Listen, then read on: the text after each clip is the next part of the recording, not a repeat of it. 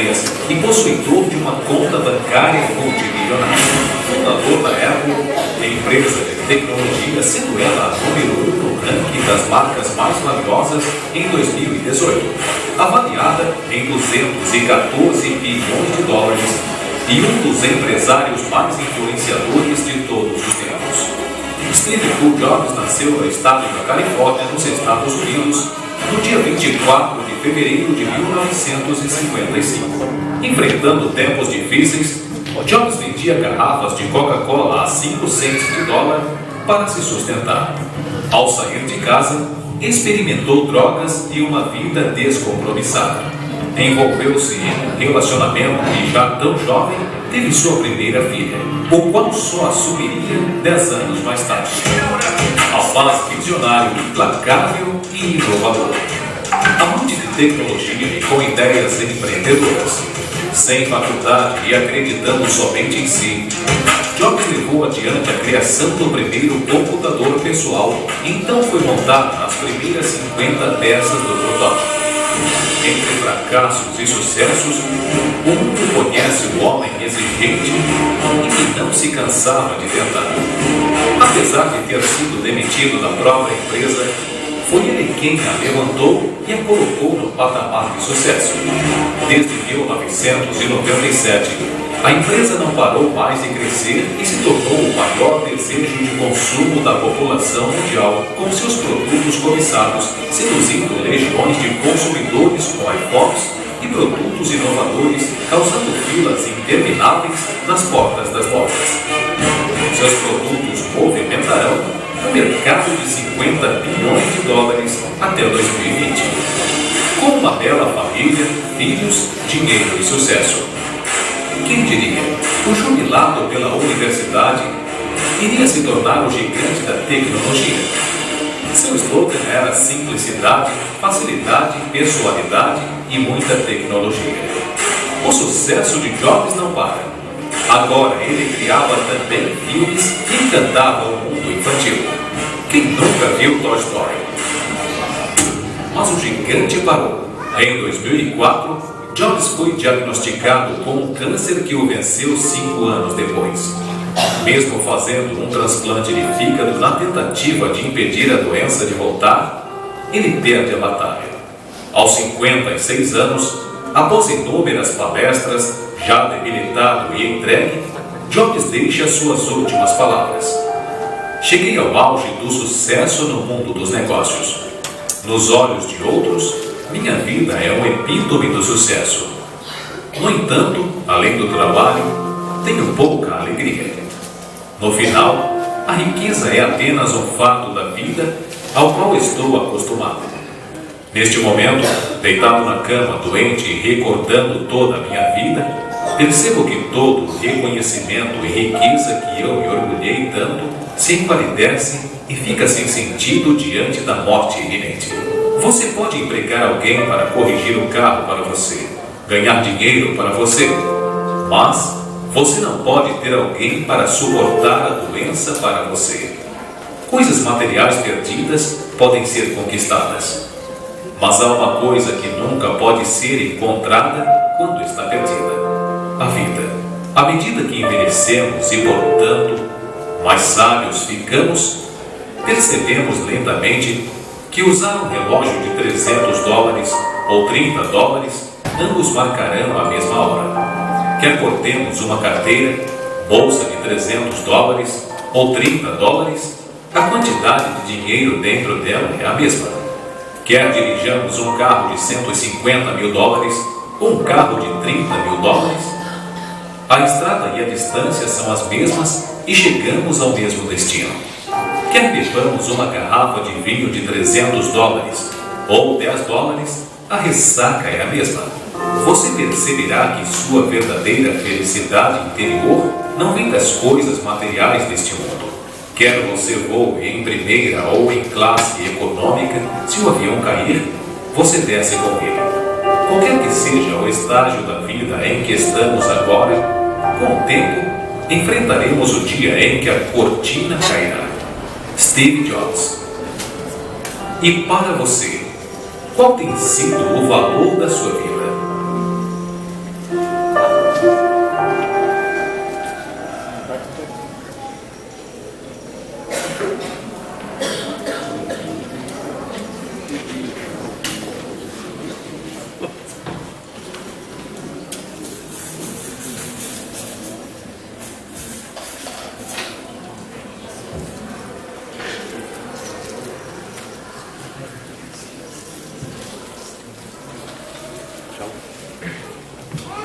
Pronto.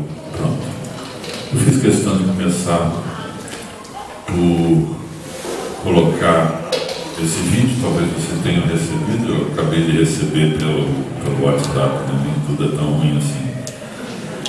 Mas faz uma reflexão, né? O cara mais rico do mundo se questionando na iminência da morte,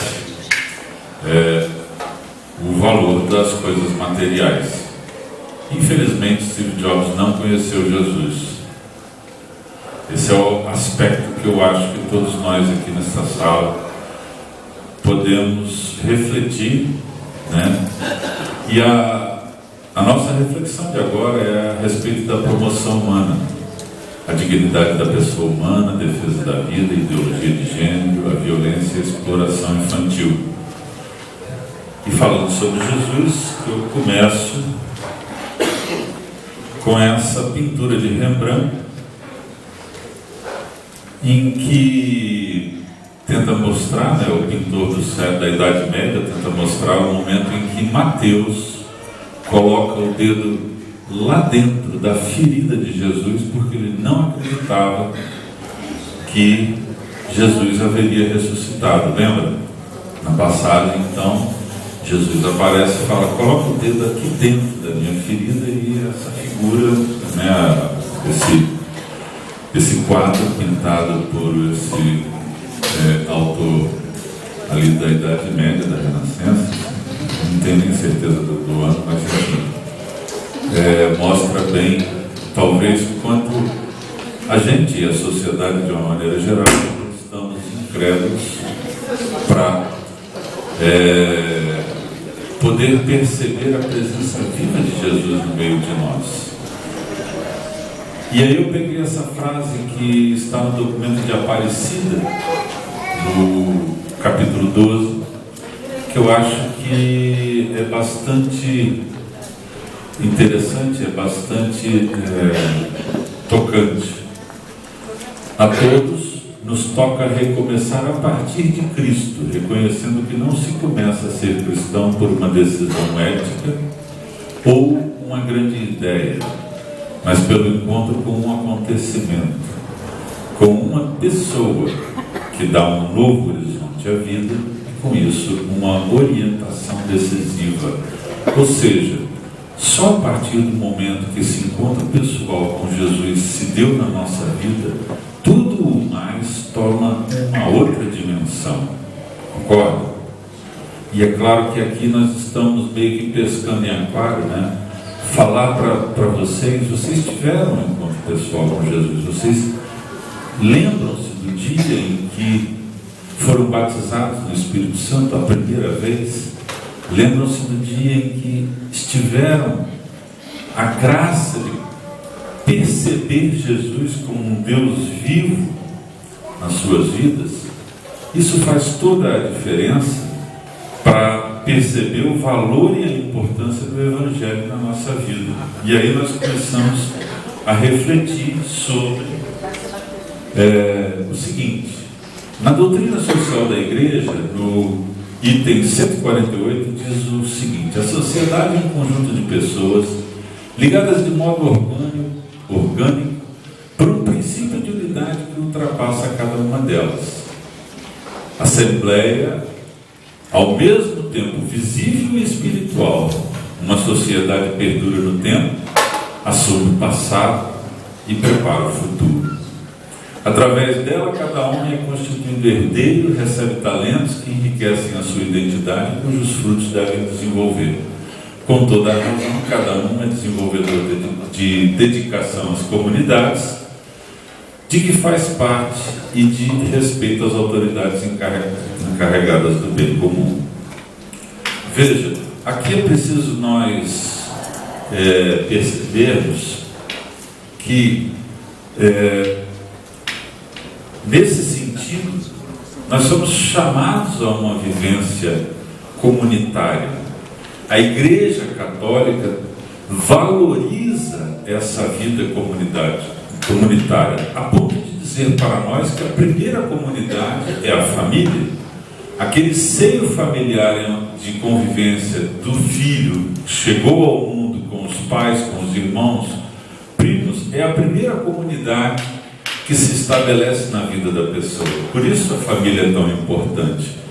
No passo seguinte, ela começa a se relacionar com uma sociedade.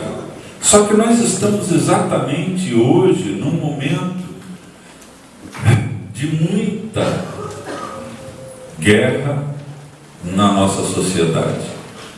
Especialmente porque a sociedade que nós percebemos, ela consegue buscar o seu melhor modelo de convivência através do capitalismo. O capitalismo em si não tem nada de errado, porque ele dá valor através de uma moeda, um numerário, para troca de serviços, produtos e etc. E assim a gente conseguir sobreviver. Por mais autônomo que uma pessoa possa querer viver, ele não consegue fazê-lo sem interagir com a sociedade. Eu digo isso porque eu tive eu e a Kátia, aliás, tivemos um professor de inglês, o nome dele era Roger John Stockton. Ele morava em Manchester e era engenheiro químico. Trabalhava numa empresa de cimento, de amianto. Diz ele que quando saía no pátio, o pescoço dele ficava todo vermelho, porque o amianto ele é altamente cancerígeno, né? Você imagina você respirar esse negócio. Mas deu a sorte de começar a se perguntar antes, né, lá pelos seus 20 anos, antes de ficar mais velho, ele resolveu se perguntar se aquilo valia a pena. E aí pediu demissão, vendeu a cota que ele tinha na empresa e começou a rodar o mundo, parou no Brasil e, para encurtar a história, parou em Vitória. Foi nosso professor de inglês. Depois de um certo tempo ele resolveu viver de cultura de subsistência. Morava em um alqueire de terra, plantava tudo que ele precisava para comer. Mas óbvio, não tinha como plantar absolutamente tudo. Então ele plantava, e algumas coisas que davam em excedência, ele comprava o que ele não plantava. Mas tinha saído da roda desse consumismo. Percebe? De fato, isso é um desafio muito grande para a gente, porque nem todos conseguiremos viver nesse modelo, né, de vida de subsistência, numa terrinha de um alqueire, plantando e cultivando. Ele tinha lá galinha, essas coisas. Mas estaremos numa sociedade consumista, capitalista, e que tem valorizado de uma maneira extraordinária o materialismo. Nós somos chamados a refletir sobre a importância dessas coisas na nossa vida e perceber que o essencial é invisível para os olhos, está ao nosso lado. Talvez seja aquela convivência em família, na xícara do café, da coisa mais simples no dia a dia. Mas, acima de tudo, temos certeza que é essa vivência com Deus, essa experiência de conhecer a Deus e se aproximar dele no nosso dia a dia. Escatologicamente, a gente costuma fazer uma reflexão a respeito dessa nossa relação com Deus, de que, se pudéssemos identificar que Deus fosse o sol e nós estivéssemos nesta vida buscando nos aproximarmos do sol, tanto mais perto do sol você ficará, Deus você ficará, quanto mais santo você buscar ser na sua vida.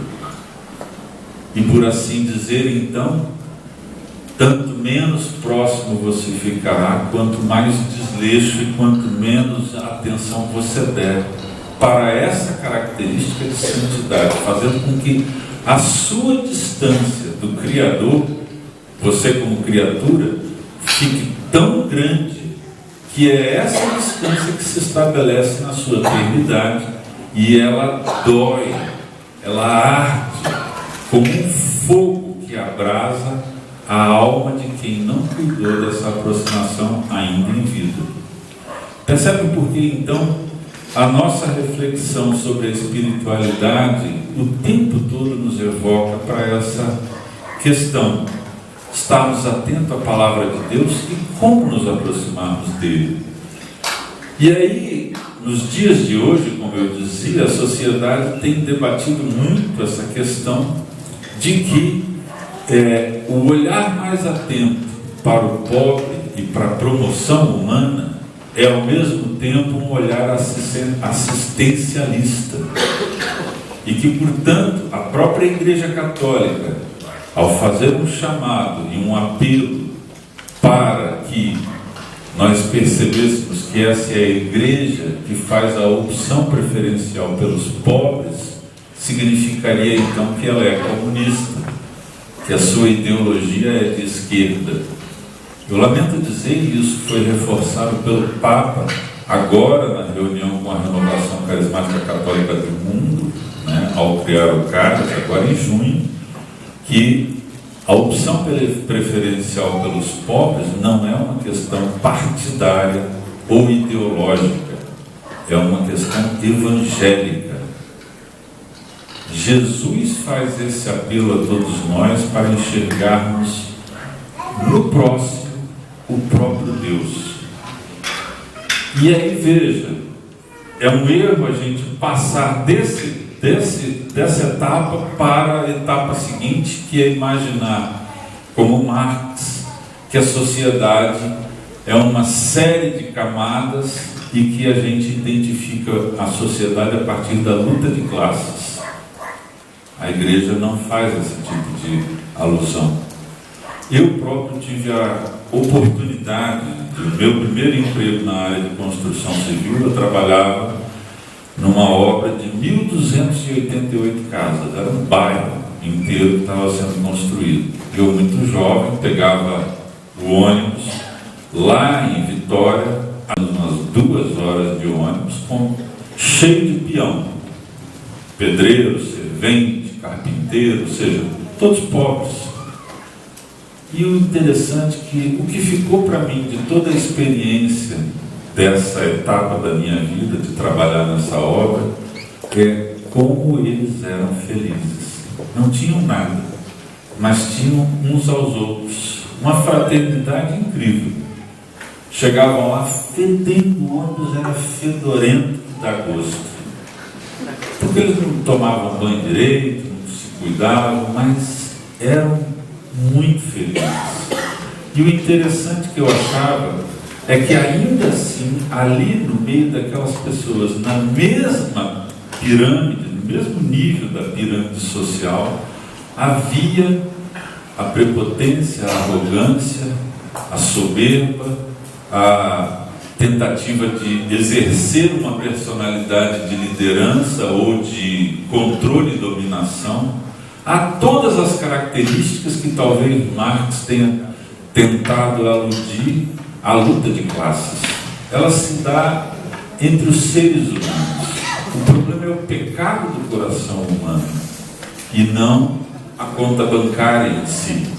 Portanto, o direito ao Evangelho é de absolutamente todos, do mais rico ao mais pobre. Não é só dos pobres. Eu sinto pena e acho que, de certa forma, devo me culpar. Nós devemos nos culpar como católicos, cristãos, por não termos levado a palavra de Jesus para esse homem, que conseguiu sozinho perceber que tudo que ele tinha tido não valia nada, mas ele não percebeu o valor e a imensa riqueza que era a presença de Jesus na vida dele. E isso faz toda a diferença. Então, voltando à questão da identificação de Jesus no meu próximo, não é porque o meu próximo é pobre ou o meu próximo é rico, tanto faz. Ele pode efetivamente representar para mim um desafio pedagógico de Deus, que Deus quer que eu enxergue nele Jesus Cristo. E aí, de certa forma, Jesus e os evangelhos, a própria igreja, valoriza sim a identificação do mais pobre, né? Nós lemos em Lucas capítulo 6, versículo 20, nas bem-aventuranças: bem-aventurados vós que sois pobres, porque vosso é o reino de Deus.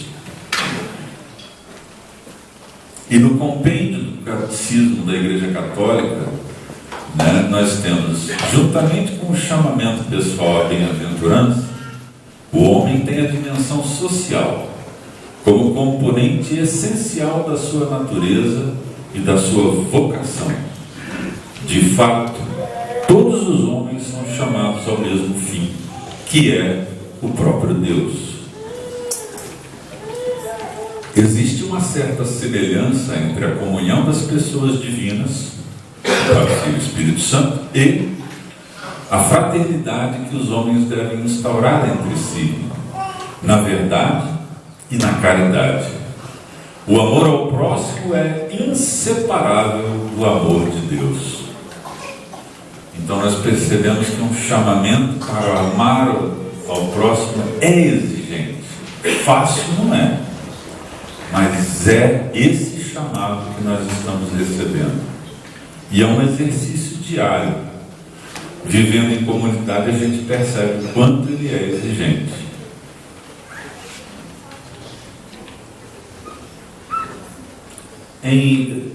Só um a mais, por favor. Só para eu... Está em Mateus, e essa aqui é uma grande referência para o Ministério de Promoção Humana, capítulo 25, entre os versículos 31 a 46. Quem aqui é do Ministério de Promoção Humana, por favor? Concorda? Volta lá, André, por favor. Não é esse aqui a grande referência para o Ministério? Ou eu estou enganado? Quando o Filho do Homem voltar à sua glória e todos os anjos com ele se sentará no seu trono glorioso, todas as nações se reunirão diante dele e ele separará uns dos outros, como o pastor separa as ovelhas dos cabritos.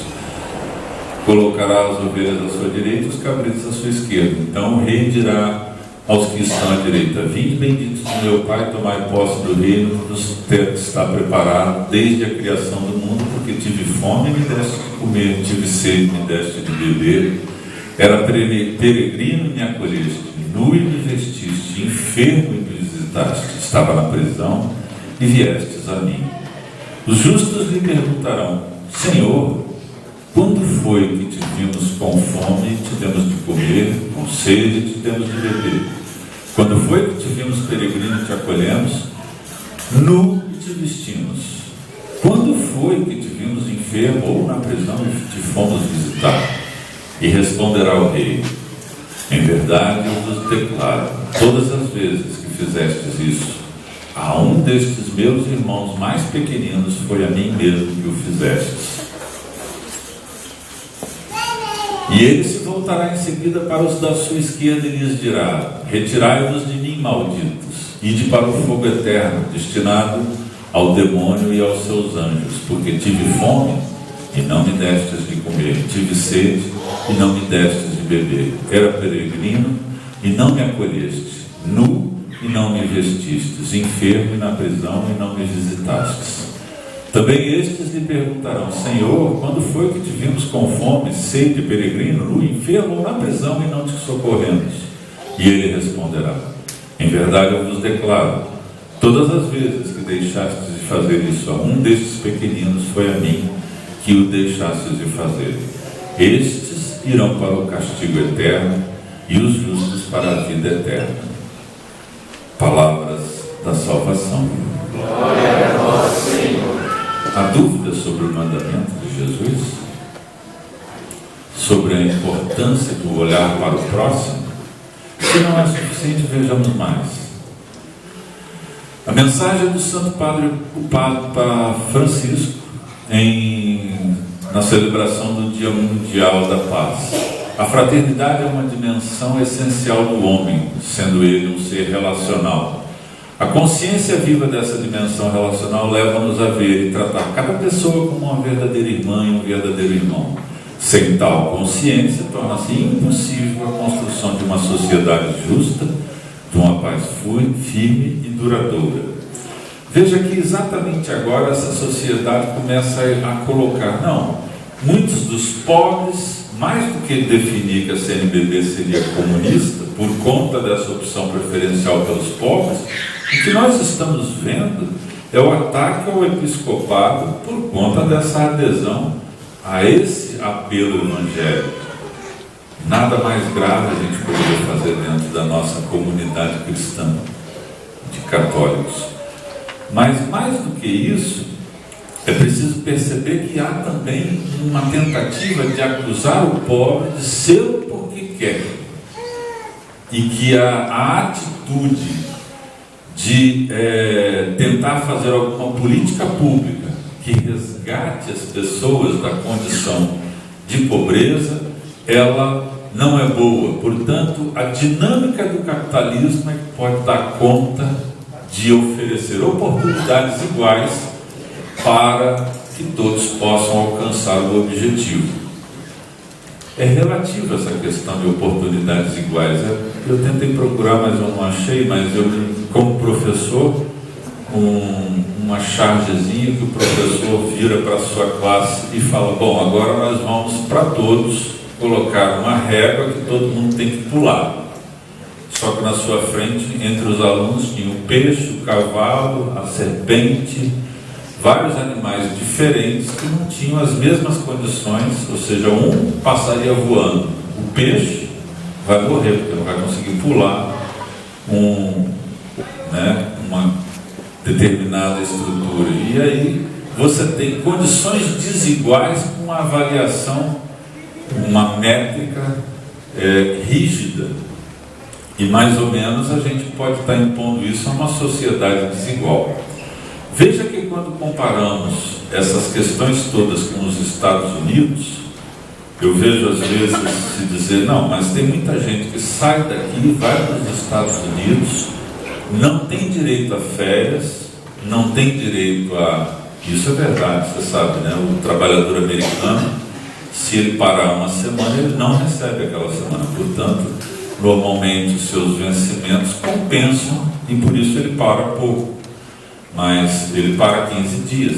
Ninguém é máquina, a ponto de nem a máquina, né? Precisa de corda, precisa de manutenção para conseguir não parar. Mas há essa comparação de que muitos brasileiros vão para lá para poder viver o sonho americano. Isso é verdade. Há um número sem fim de pessoas no mundo inteiro que vão para os Estados Unidos com a esperança de conseguirem repetir o sonho americano em suas vidas. Muitos voltam decepcionados, porque não é tão um sonho cor-de-rosa assim na hora de você chegar lá e trabalhar nesse ritmo frenético. Mas ainda que tenha sido bem sucedido na compra de bens com muito esforço, muitas vezes é um esforço tão maior que, se fosse aqui no Brasil, lhe daria iguais condições.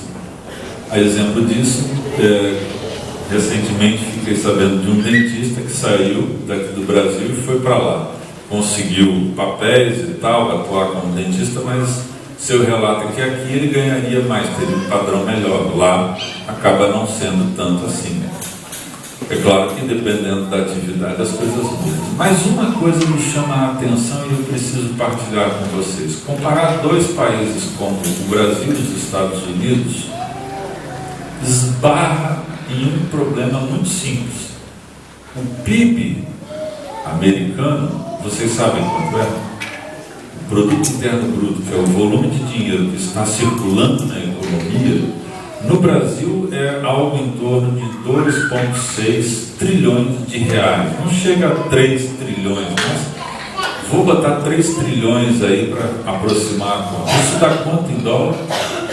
Nem 1 trilhão de dólar, concorda? Porque o dólar está a 3,6, né? 3,7.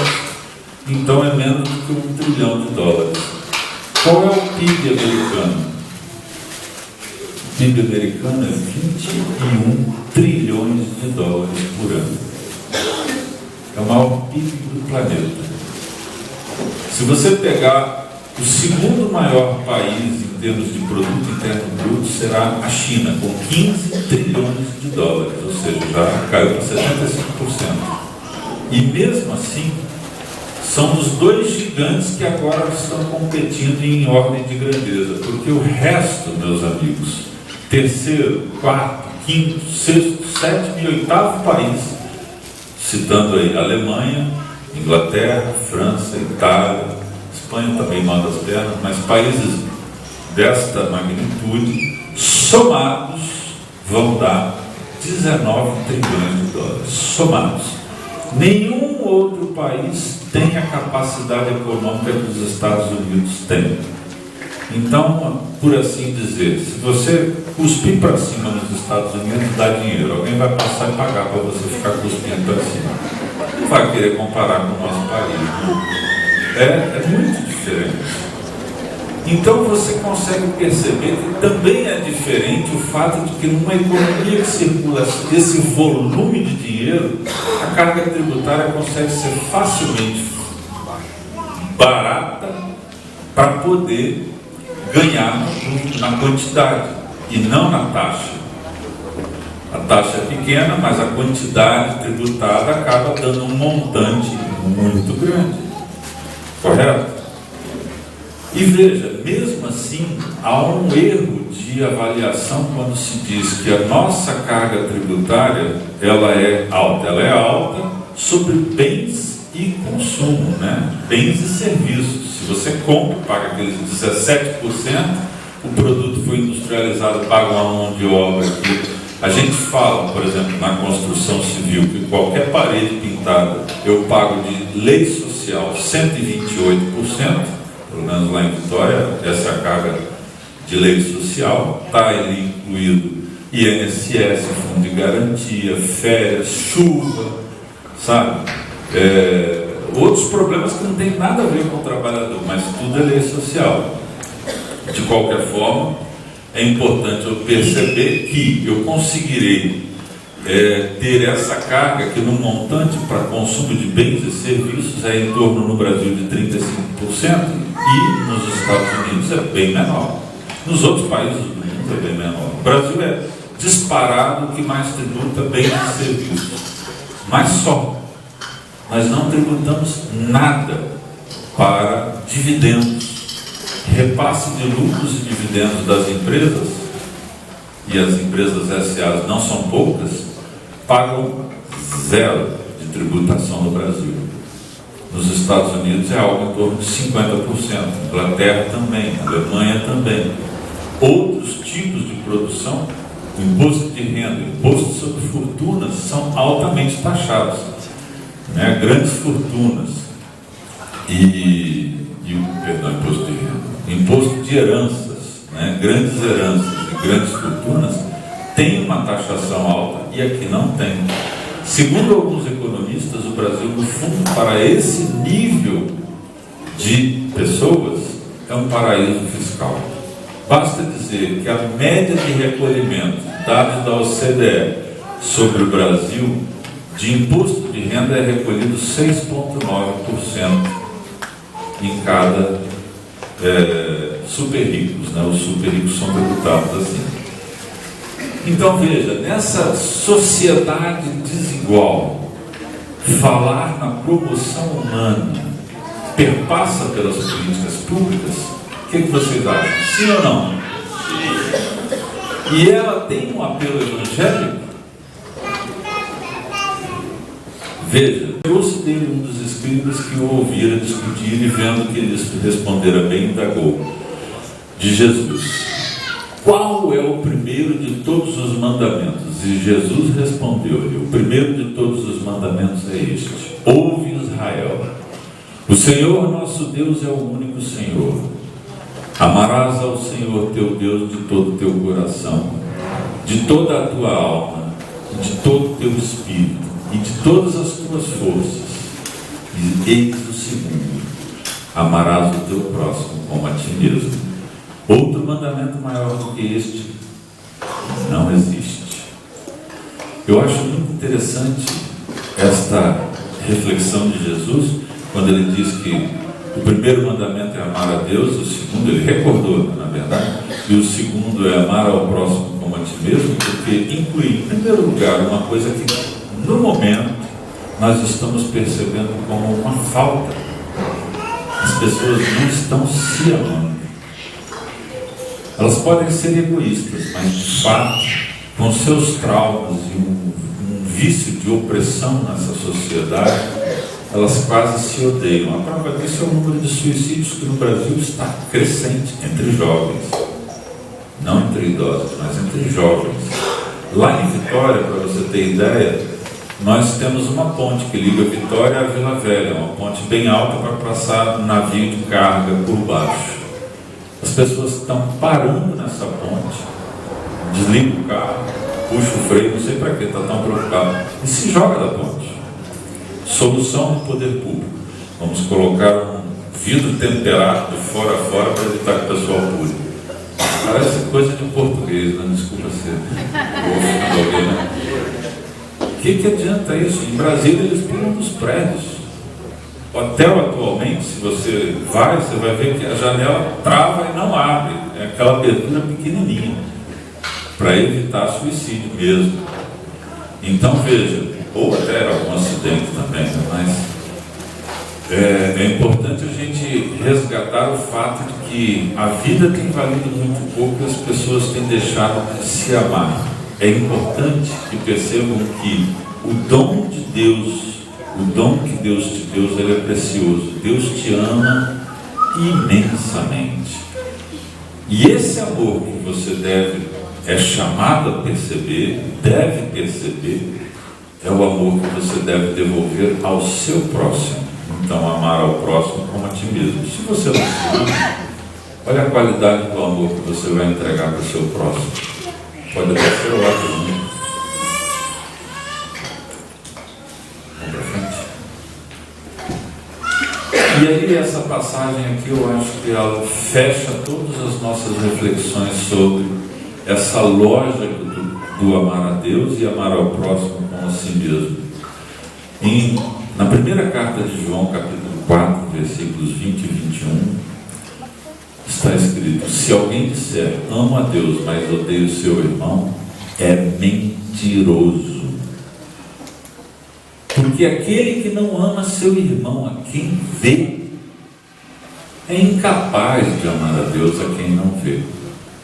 Temos de Deus este mandamento: o que amar a Deus, ame também o seu irmão. Quase que parafraseando aquela passagem que Jesus nos fala: amar a Deus como primeiro mandamento e amar ao próximo como a si mesmo. Percebe, irmão? Então, esse exercício da sua opção religiosa, que lá atrás foi por esse encontro pessoal com Jesus, encontra agora uma segunda reflexão muito importante: considerar o irmão que está do seu lado como o próprio Jesus a ser amado. Olhe para o lado, olhe para o seu irmão que está do seu lado. Diga para ele: eu te amo.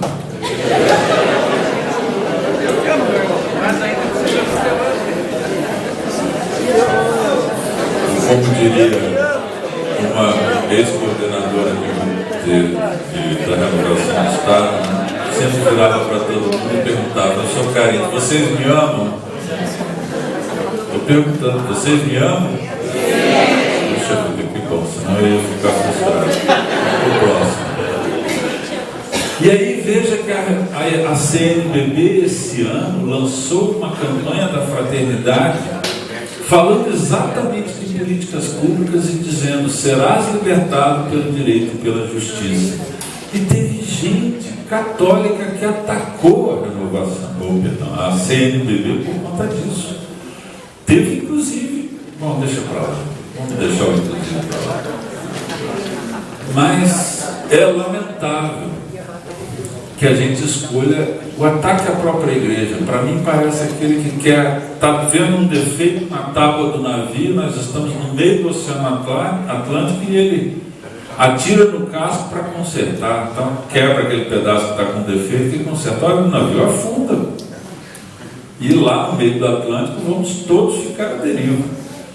Então veja, eu achei belíssimo esse chamado. E sabe por que se atacou tanto?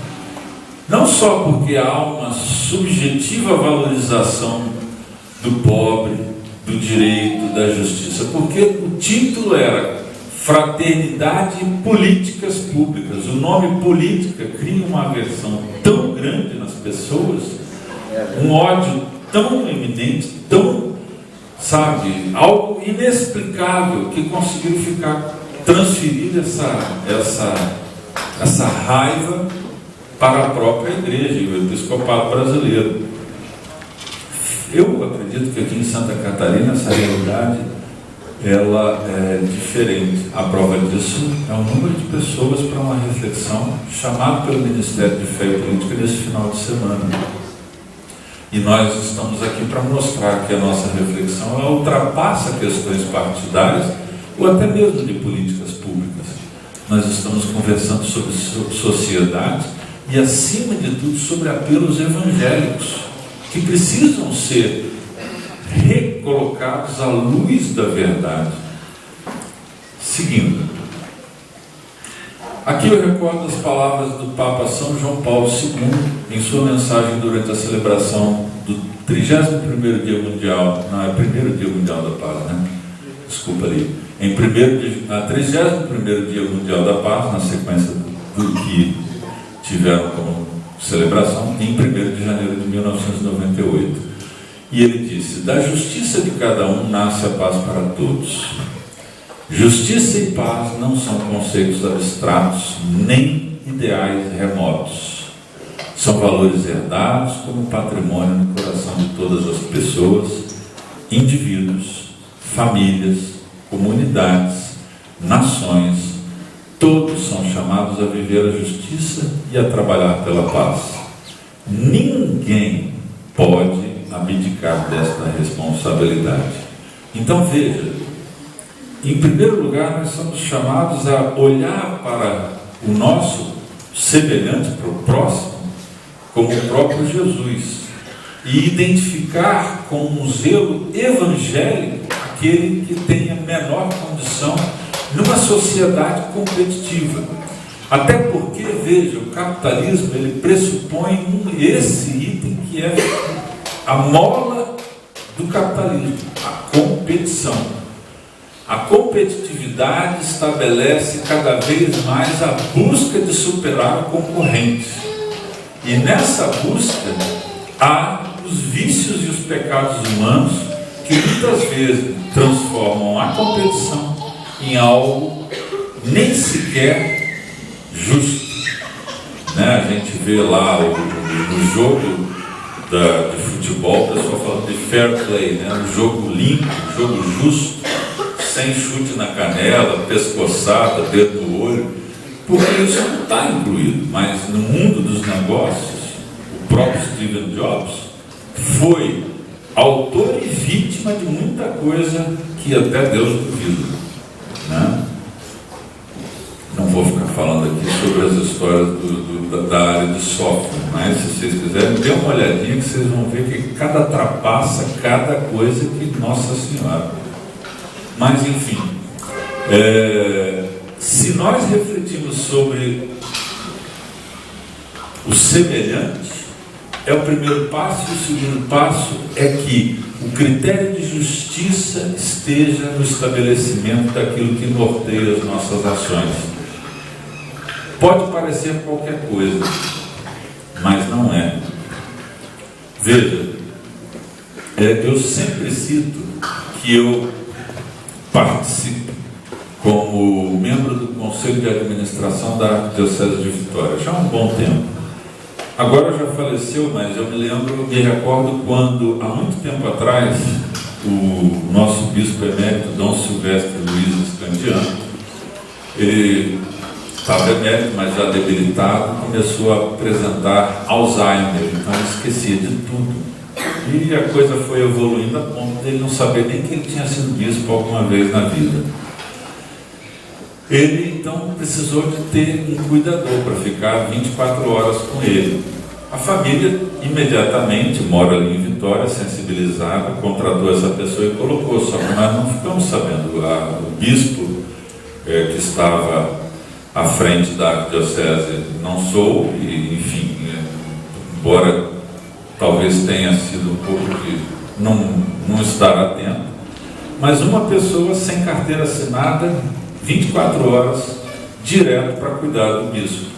Numa atitude até, de certa forma, evangélica, porque queria retribuir com o bispo emérito tudo aquilo que ele significou para a igreja.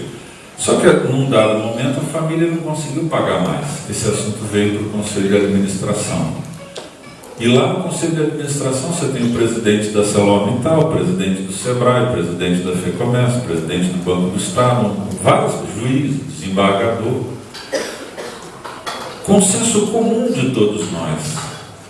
É um absurdo que isso esteja acontecendo. O bispo é da arquidiocese. Como que a família que está pagando? Nós é que temos que pagar. Não é justo, nem com a família e nem com a arquidiocese, um direito e um dever, né? Então vamos pagar. Em segundo, como que nós vamos concordar com esse tipo de situação? Uma pessoa sem revezamento, isso pela lei não pode, são 3, né? Então imediatamente manda contratar outras. Segundo, não está com a carteira assinada, imediatamente manda assinar a carteira de todo mundo. Quer dizer, o custo que estava aqui não foi assumir aquele custo da família, foi triplicar, quadruplicar, quintuplicar. Não interessa. Justo é justo. Justo com o empregado, justo com o erário, justo com o fornecedor, justo com o cliente, justo com todos. Senão esse negócio não é viável. As pessoas que são empresários e tocam um negócio e que dele não se sustenta do ponto de vista da justiça, precisa repensar. É hora de começar a avaliar um outro tipo de coisa para poder tocar. Eu sei que estamos num momento de crise, muita coisa está em um momento delicado, mas se nós falamos da santidade, vamos falar sobre isso melhor amanhã, é exigente o apelo de santidade, inclusive no pagamento e recolhimento dos impostos. Ora, o que me dirá quando tratamos daqueles que estão na periferia da sociedade, às margens do processo de produção? Eles não participam tão bem assim da roda da fortuna, comprando e vendendo. São, portanto, ainda, por um tempo, como que escravos do sistema, reféns do sistema. Nós precisamos ter um olhar misericordioso para remediar essa situação. Próximo. O Papa Francisco disse no dia 1º de janeiro de 2014: as inúmeras situações de desigualdade, pobreza e injustiça indicam não só uma profunda carência de fraternidade, mas também a ausência de uma cultura de solidariedade. As novas ideologias, caracterizadas por generalizado individualismo, egocentrismo e consumismo materialista, debilitam os laços sociais, alimentando aquela mentalidade do descartável, que induz ao desprezo e abandono dos mais fracos, daqueles que são considerados inúteis. E aqui o Papa Francisco começa a fazer alusão a essa preocupação que eu lhes falei. A engenharia genética e a inteligência artificial gerando uma nova classe da sociedade que serão os inúteis, não prestam para nada, podem ser facilmente eliminados da face da Terra. Próximo. Por isso, nós temos, dentro do Ministério de Fé e Política, conclamado que o nosso primeiro papel, junto com toda a renovação, é perceber que Ministério de Fé e Política somos todos nós. Não é um grupo de elite ou de eleitos ou que são mais entendidos ou mais iluminados. Não, ao contrário. É corresponsabilidade de todos nós assumirmos esse protagonismo como cidadãos, como pessoas que estamos na sociedade e que vamos entender o primeiro apelo de encontrar com Jesus e o segundo de persegui-lo constantemente, porque queremos nos aproximar de Jesus. Quero ver Jesus já foi um apelo da campanha da fraternidade. E eu me lembro bem que isso aconteceu em 2004, se não me engano, no ano em que eu estava de licença sem vencimentos, porque naquele ano, em 2001, eu tinha pedindo licença porque eu tinha o sonho de montar uma empresa, virar rico, milionário, construtor, mas não perguntei a Deus qual era a missão dele para a minha vida e se era isso que eu deveria ter feito. Fiz a revelia de estar na renovação. Nesse momento a gente se apequena e toma decisões pelo gosto. Não, discernimento é para outra coisa, para doença. Isso aqui eu vou fazer da minha vontade. Está tudo certo, deu tudo errado. E aí, para resumir a história, deu tudo errado. Eu ia voltar já, né? Mas eu falei, bom, deixa eu passar a quaresma. E fiz o propósito naquela quaresma de querer ver Jesus. Falei, cada dia eu vou fazer adoração em um Santíssimo diferente. Os primeiros dias, 40 dias, tu imagina, são 40 Santíssimos para serem visitados. A coisa foi mais fácil, mais perto de casa. À medida que os dias iam passando, eu ia achando mais próximo. Comecei a ter que viajar. Fui lá para Viana, fui lá para o bairro da Serra, no fim do mundo. E o engraçado é que é uma experiência formidável. Encontrei Santíssimos com capelas de madeira humildes, tricô de renda ali, feito pela, provavelmente, a paroquiana, mas uma presença rica de Jesus. Fui melhor acolhido porque estava aberto nos bairros mais humildes do que próximo. Será que a gente se dá conta desse exercício diário de se aproximar de Jesus? No Santíssimo, na nossa oração, na vida e nos desafios das decisões que temos que tomar o tempo todo. Todo dia Deus te propõe uma nova oportunidade de ser santo e se aproximar dele. Não é fácil. É aquela hora que você leva uma fechada, é a injustiça que é cometida, é algum problema que você percebe, às vezes, dentro da família. Se encher e se imbuir do Espírito Santo para poder, com sabedoria, enfrentar a questão, e às vezes até ou abrir mão, ou ser incisivo, não sei. É muito difícil querer aqui colocar todas as questões, não há uma forma certa, mas com certeza é preciso estar muito firmemente ligado ao Espírito Santo para poder enfrentar os desafios do mundo atual. E aí, nesse sentido, nós entendendo que o maior papel de corresponsabilidade no âmbito da política que a renovação pode ter é orar pela nação brasileira. Desde 2014 nós começamos a fazer um chamamento durante o dia da independência, que é 7 de setembro, para a gente fazer uma vigília pela nação brasileira. E esse apelo aqui que eu quero fazer a vocês, nesse 7 de setembro, nas suas dioceses, façam o propósito de uma vigília pelo nosso país. Nós começamos lá em Brasília, o presidente, você vê, 2014 era Dilma, logo depois pegamos o Temer, agora vai ser o Bolsonaro. A esplanada dos ministérios fecha e você tem que sair da catedral, senão você fica preso até o desfile acabar, que é lá pela meio-dia, 1h da tarde. Então a gente tem que sair às 6, fechar a catedral de Brasília e sair. E nesses anos todos, Deus vem nos exortando a respeito da verdade, da transparência. Eu botei empatia, mas acho que houve um erro ali, desculpa. A verdade, a transparência, a justiça, a paz e a sabedoria. Foi a última, agora em 2018. Pedimos a sabedoria, não sei porque houve ali. Eu peguei esse slide e puxei correndo, mas não é esse, desculpa, gente. Mas eu gostaria de reafirmar que nós precisamos, enquanto renovação, perseguir esses valores para que a gente possa encontrar eco nessa sociedade desigual e exatamente enxergar no nosso semelhante, no nosso irmão,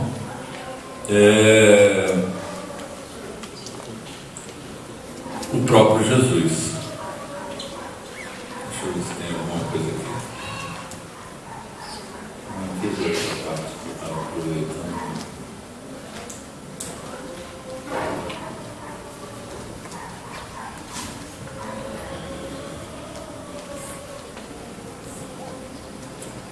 Eu acho que essa reflexão da carta de João, capítulo 4, versículo 20 e 21, é a mais emblemática que fala para a gente a respeito da necessidade de se enxergar no irmão, no semelhante ao próprio Jesus. Porque se esse exercício é difícil para nós e nós não conseguimos realizar, nós voltamos no primeiro colorado, na primeira afirmação, né? O mandamento de amar a Deus sobre todas as coisas, e o segundo mandamento, amar ao próximo como a ti mesmo. Se você não consegue amar ao próximo e nem a si mesmo, como é que você diz que ama a Deus? Então tudo, na verdade, fica fragilizado, e você começa então a ter que resgatar essa sua aproximação com Deus.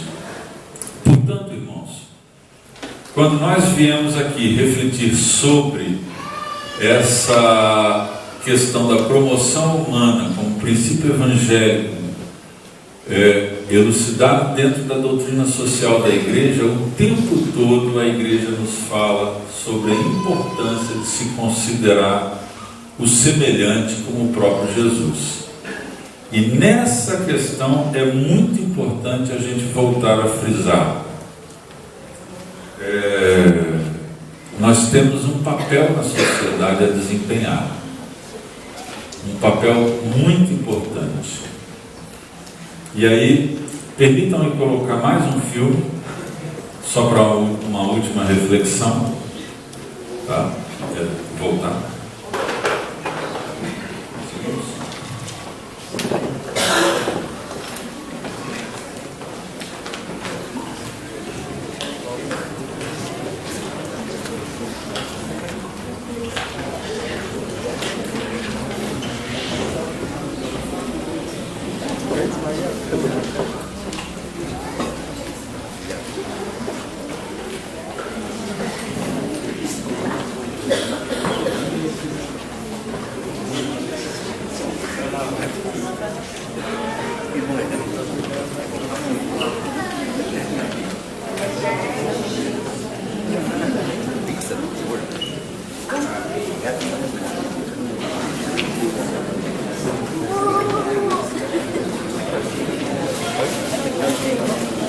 Tá, pegando tudo aí. Acabando a bateria já. Audiência 1. Gabriel de Souza Gonçalves.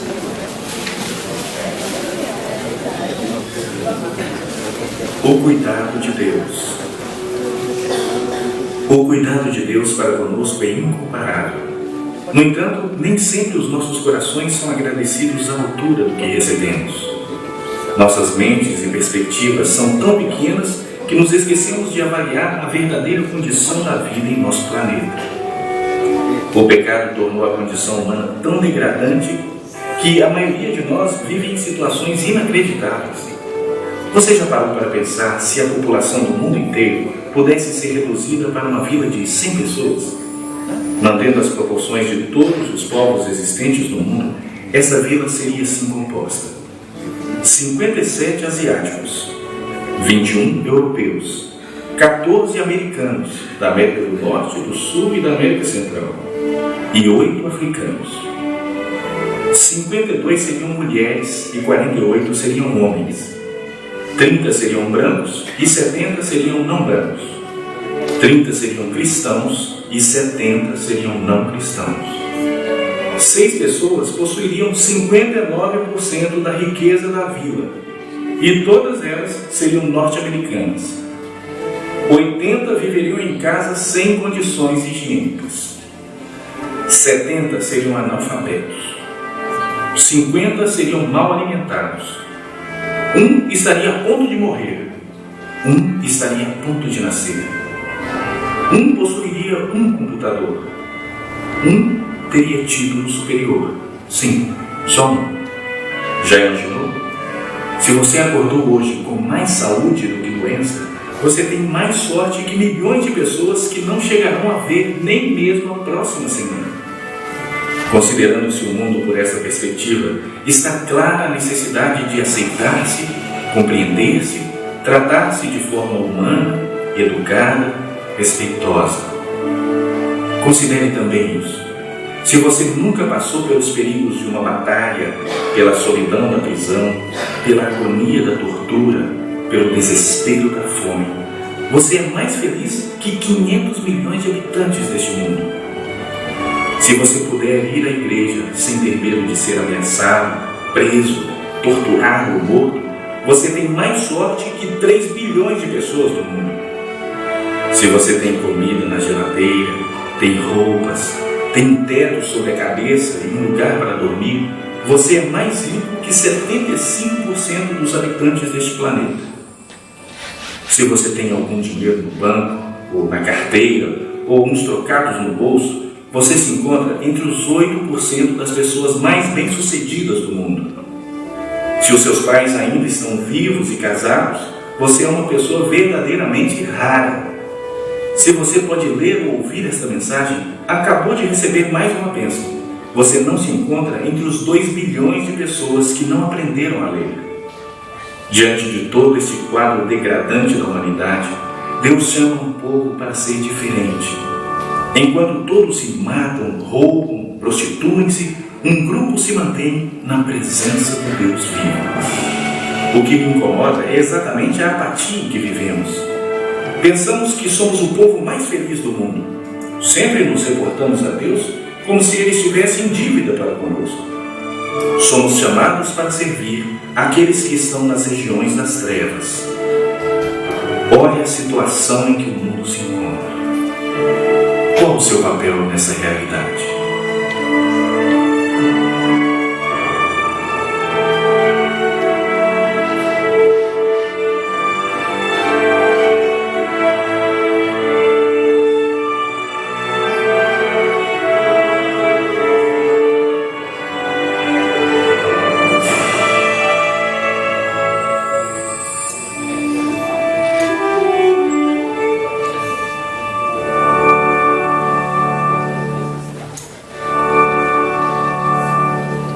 Essa foto aí ganhou um prêmio porque o jornalista estava na Etiópia e o abutre esperava a criança morrer para poder se alimentar. Eles passavam por uma época de fome.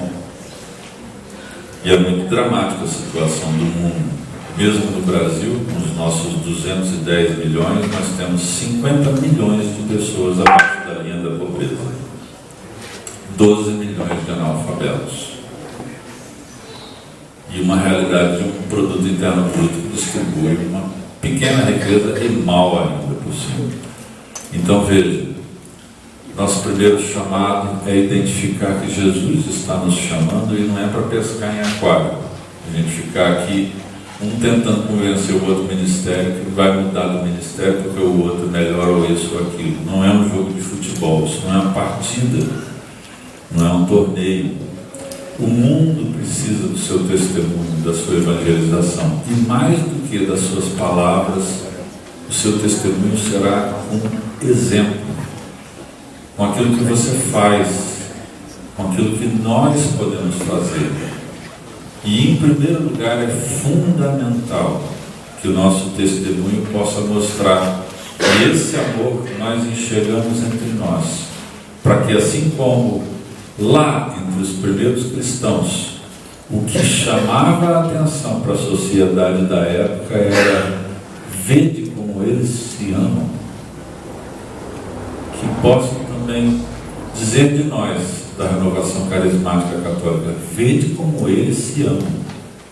E verdadeiramente nós seremos um grupo a evangelizar essa sociedade perdida e resgatar aqueles que estão à margem e na periferia da sociedade. Amém?